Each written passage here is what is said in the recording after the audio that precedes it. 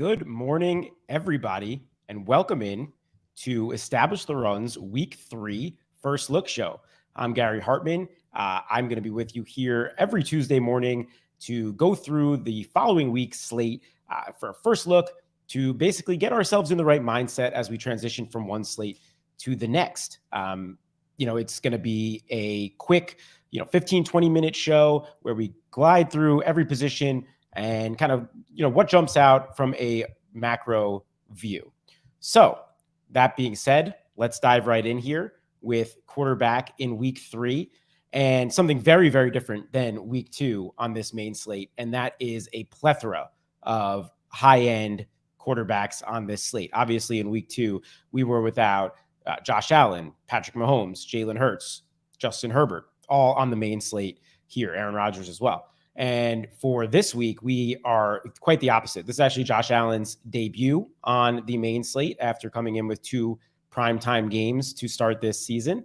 So obviously that stands out right off the top. That Dolphins-Bills game is going to be a blast, I think. Obviously, we saw the firepower that the Dolphins have on the other side of this game in this, past week with their matchup with the Ravens. I mean, Tua Tagovailoa just going absolutely bonkers with his 6-touchdown performance. Buffalo is on the short week after dominating last night, but Josh Allen barely played in the fourth quarter there, if at all. So hopefully he is fully rested. This game's in Miami. Certainly a chance in division that Miami could keep this game close.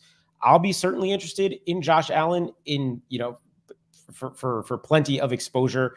Another 317 yards and 4 touchdowns last night, and barely ran the ball as well. Still threw the ball 38 times. The guy has a ceiling of his own, it seems. And, I think we can expect to see much more rushing. We also have seen that Miami is totally comfortable getting in these shootout environments early in this season. I don't know if their defense will be as bad as it was this past week, giving up these big plays to Lamar and these big games to Baltimore in general. But if it is, this game can certainly breed that exciting environment. I'm less interested in Tua this week on the other side of that game at 6,100. And I don't want to say to completely fade, but obviously his price is up as it, expected. I would imagine he draws a little bit of steam here after just the career game. As we mentioned, 469 yards, nice, 6 touchdowns, 2 interceptions, just an incredible game, 43 DraftKings points. Hard for me to get too into that with all the star power on this slate with, Josh Allen on the other side of this game. That said, I will certainly not be fading, his pass catchers in these, double stack type of bring back situations. I think it's really an impressive environment there. And that's kind of a theme across the board here. We have a ton of division games this week that could breed really exciting environments. We have Philly, Washington, Rams, Cardinals, Detroit, and Minnesota. These are all division games that actually have pretty high over-unders as well. So, keep going down the list here at quarterback. Obviously not a division game here, but you do have Lamar. If I'm looking for tiebreakers on this slate, first of all, there's a chance Lamar is pretty popular this week coming off of what seemed like a vintage Lamar performance. I mean, 48 points, obviously got 300 through the air, 3 passing touchdowns, also rushed for 119 yards and a rushing touchdown. These were the kind of Lamar performances that we're used to from his MVP season a couple of years ago. If we're getting that Lamar back, and obviously all the talk about, hey, he is, scared to run because it's a contract year. I mean, that all seemed like bogus to me from the start. And I think he very clearly showed that it was that in week 2. Problem here is it's a matchup in a game environment that I'm not as excited about as some of these others. I think it's like a 43.5 early week over under with New England. Certainly New England has not been any kind of world beater this season. But I just think that it's not as appealing of a game environment. I'm never fading Lamar on a main slate unless it's just an absolute terrible situation for him. So I'll be playing plenty. But when you look at all these guys around him, I think that it is a little tougher there. Mahomes always in play, has the long week, coming off a very down week for Mahomes. Only 235 passing yards, 2 touchdowns, only 17 DraftKings points on that Thursday night game against the Chargers in week 2. I think he's definitely in play. Indianapolis looks really lost right now, and they look really bad. Obviously, there's, what I think would do wonders for Mahomes actually would be having those Colts receivers healthier. I think they need to be pushed a little bit for him to hit a ceiling here compared to some of these other guys. Then again, Mahomes at under 8K, in a good, what is now a good matchup with how Indianapolis has looked, is certainly appealing. I wouldn't be surprised to see Indianapolis play much tougher this week, back at home, coming off a really embarrassing loss to Jacksonville. It's hard for them to get worse than they were last week, but Mahomes for sure in play, absolutely. And wouldn't be surprised also to see him kind of have a little bit less ownership than these guys around him, and Allen, Lamar, Hurts. Let's see how that goes, obviously, as the week goes on, as far as projected ownership is concerned. The Jalen Hurts of it all, once again last night, was a stud for fantasy purposes. The Eagles were at home. They dominated the Vikings. The Vikings were never even really in that game. Hurts, once again, over 300 yards, threw the ball 31 times, 57 yards on the ground, another 2 rushing touchdowns. The thing with Hurts and the Eagles in general, we all loved Hurts going into the season for fantasy purposes, but in general, if they're going to be willing to throw the ball this much, he's thrown the ball over 30 times in each of the first 2 games. The ceiling on Hurts is really uncapped this year. We were all excited about him, his dual threat ability. Obviously, they're making a big point for A.J. Brown to be involved. We'll talk about him in a minute. But, I mean, Washington's defense has been a turnstile to start this year. It's been great environments for fantasy, has the Washington Commanders game environment. So I'm definitely into Jalen Hurts here. I want a lot of this game, similarly to how I wanted a lot of Detroit, Washington. And that one was even a little bit scary because you're thinking, 2 bad teams, and it still pretty much got there from a game environment perspective. Philly's a pretty good team in Washington, so hopefully, I think Washington will stay in there. The Washington has shown that they're willing to throw the ball and be a more up-tempo offense than I think we expected even. So I like this game environment a lot. Another game environment that is really, really appealing on this slate is Rams Cardinals. I mean, Arizona, absolutely crazy that they went out and somehow got that win against Vegas. I mean, Kyler was a different guy in the second half. This game's in Arizona. It's in division. Obviously, the Rams defense is, pretty good, but we saw that they're not really able to, we haven't seen them be able to close out games, at least as an example of this past week in Atlanta. They let them come right back into it.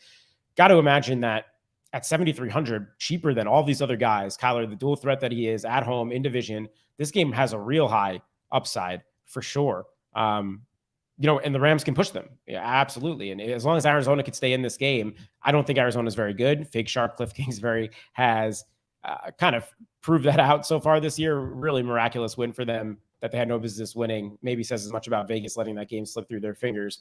But, really, really appealing environment. And basically what this is all to say, and then we have Justin Herbert, who the whole Chargers thing is a wait and see approach. Obviously the broken ribs, I don't know if he's going to play this game. I think it'll be smart to hold him out. So maybe that takes off the Chargers of it all off the top, but I'm going to talk about a couple more guys here, but really what this shows me so far at the first look, at least, and I always love spending up at quarterback in the modern age of DFS. It's really proven out over the last couple of years that it's a very viable strategy for tournaments. They have ceilings that other guys don't have when you carry their pass catchers along with them.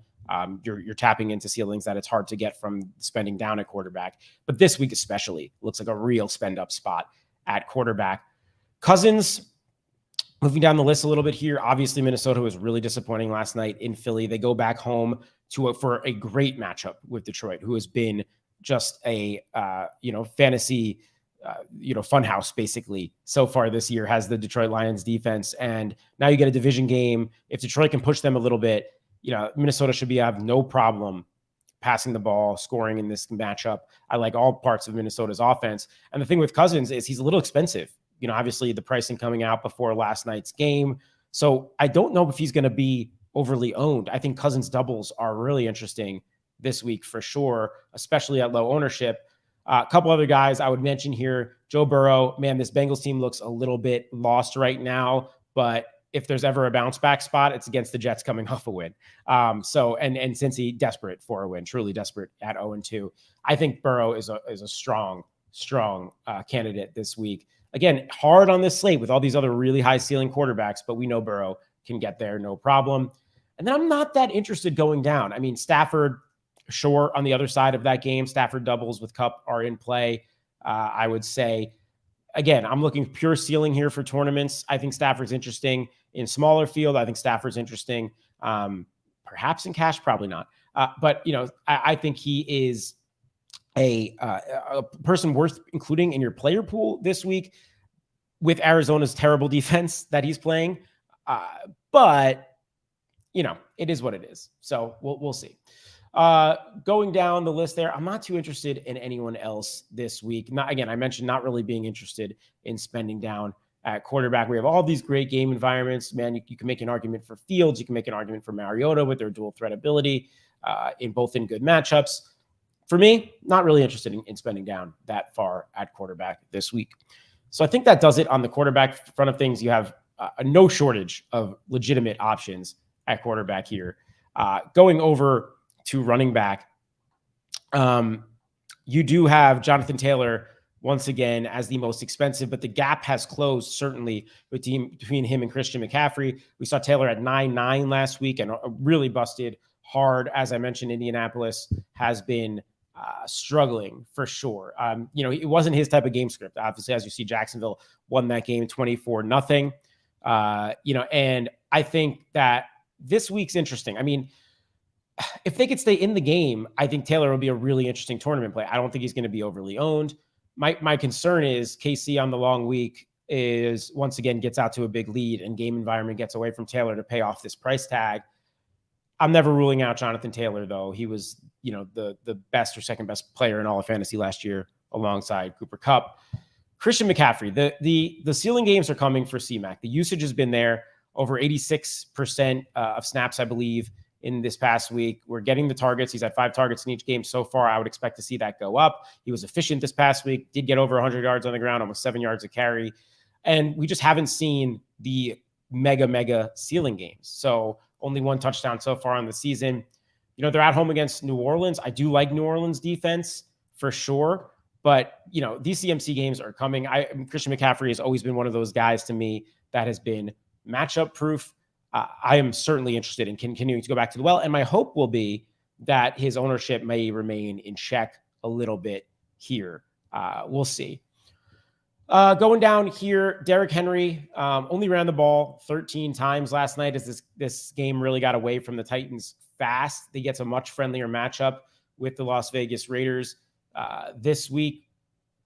It's hard for me to get super excited about Derrick Henry till I start seeing these massive games again. We know what the ceiling is, and I will not be, removing him from my player pool or anything like that. And if there's a get right spot, it seems like it could certainly come in this game. But we know he's not a threat through the air. The price tag is really, really high. I'm a little bit concerned.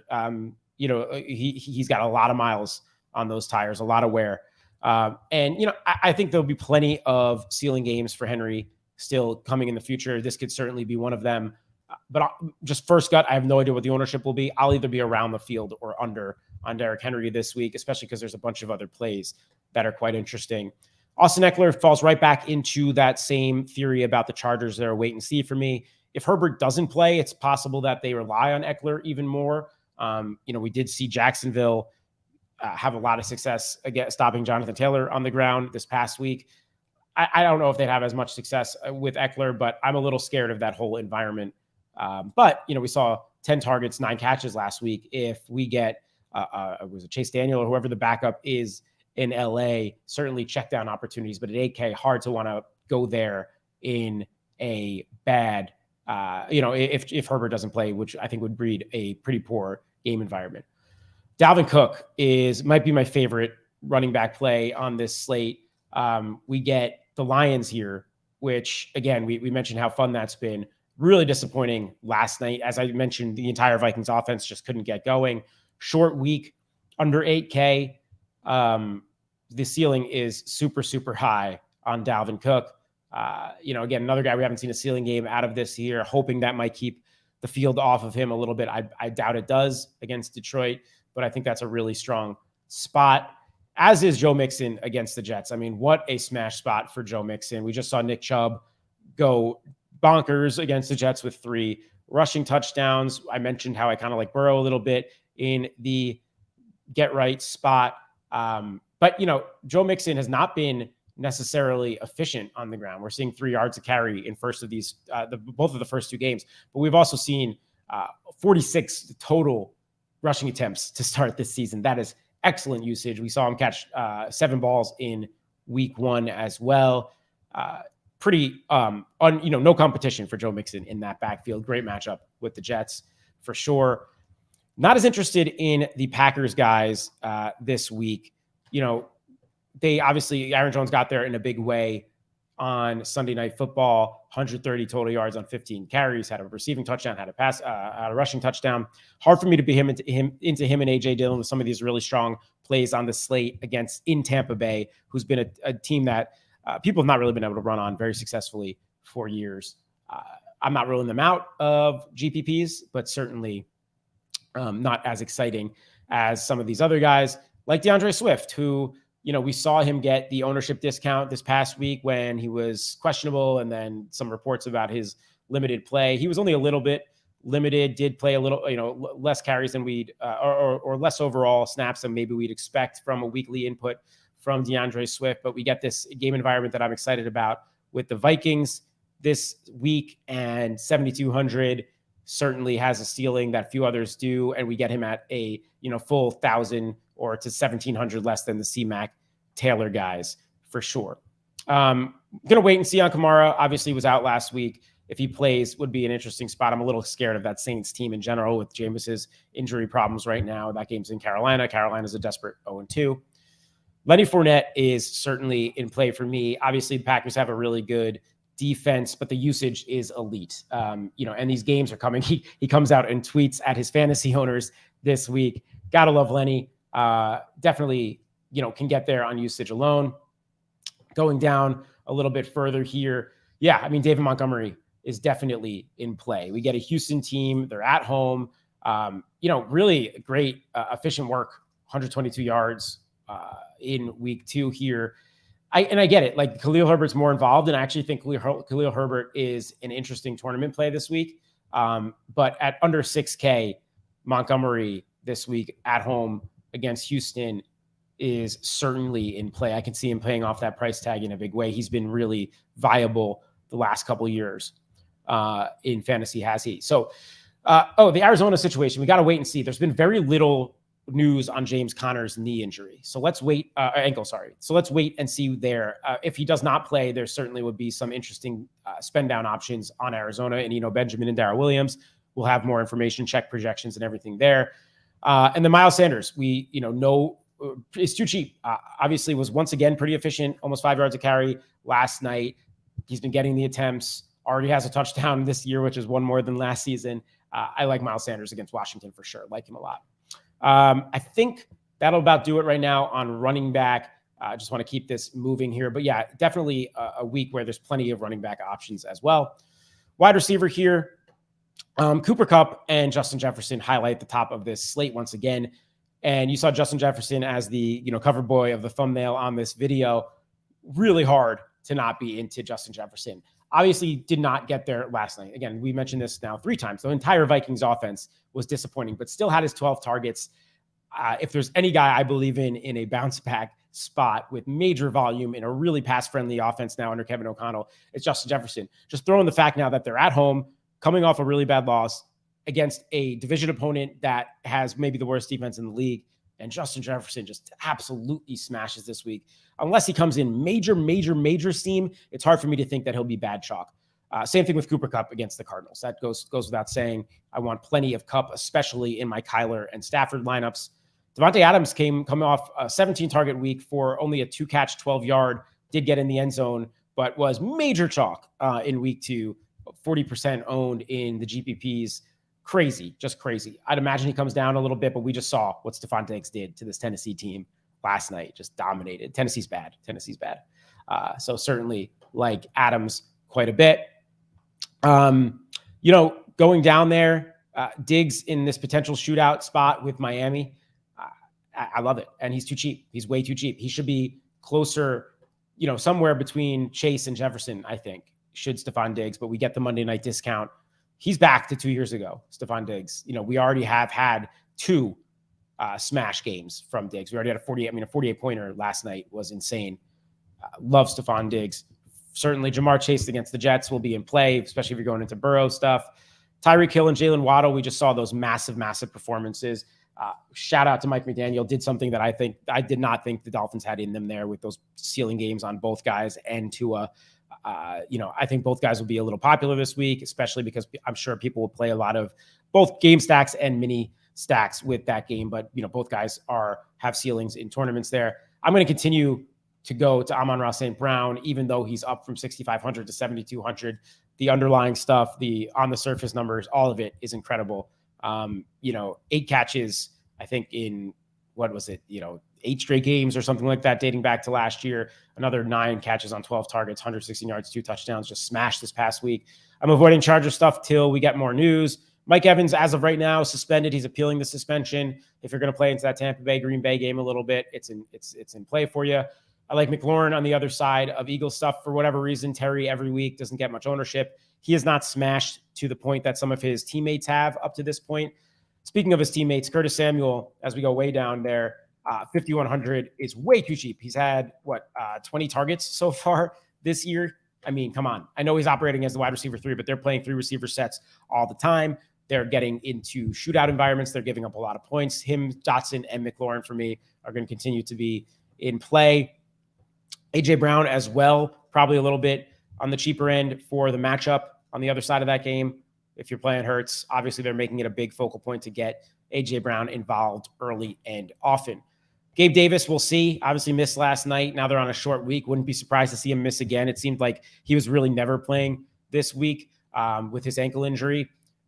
If he's out, definitely will be interested in some of those cheap Bills guys in McKenzie, Crowder, but really Jake Kumaro was the guy that got by far the most snaps last night. A little bit worrisome for McKenzie, but he's stone min. So obviously we've had our Greg Dortches the last couple of weeks, but here will be a pivot to that for sure. I'm sure he'd be owned, but they do have a lot of other options. It's not like Dortch on the Cardinals where his only competition is really Hollywood Brown and Ertz. Kumaro could be a very interesting punt for sure. And then, a lot of other plays in play here. I'm going to keep going back to Hollywood while they're depleted. He did get his 11 targets last week. I don't know how good he is. And, obviously Kyler concerns me a little bit. He gets there with his legs when he gets there, but he could definitely get there at only 6K for sure.